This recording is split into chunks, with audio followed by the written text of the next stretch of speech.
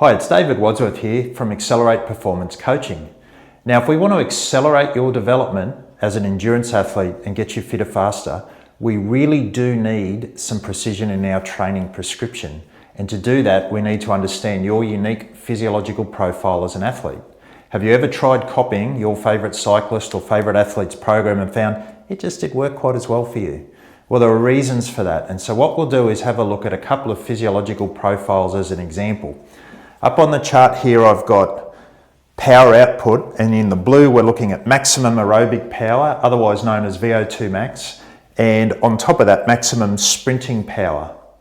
Now, this space in here is known as your anaerobic power reserve, and you can see that all of these athletes have slightly different aerobic capacities and slightly different sprint capacities. Now, this physiological profile helps us to work out what types of training you're going to respond to, what sorts of races you'll be good at, what types of training you'll crash and burn with.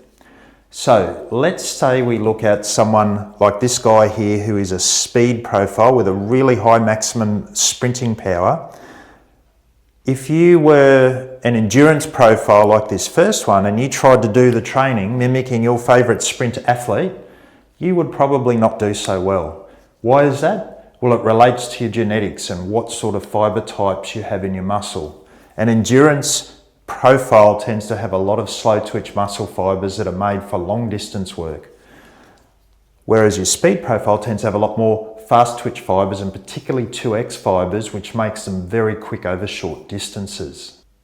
Now, the other thing that your physiological profile gives us some really clear guidance on is what type of intervals should be in your training.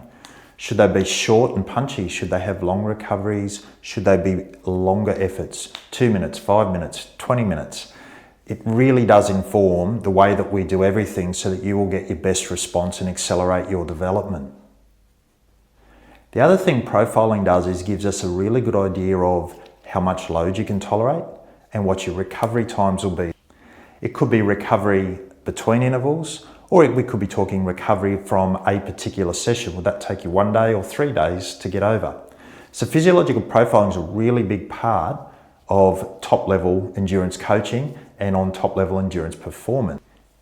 Now, if you do want to find out what your profile is and want some expert advice on how to accelerate your performance based on your profile and matching that to your target events, then reach out to me via my website at XLR8PC.com.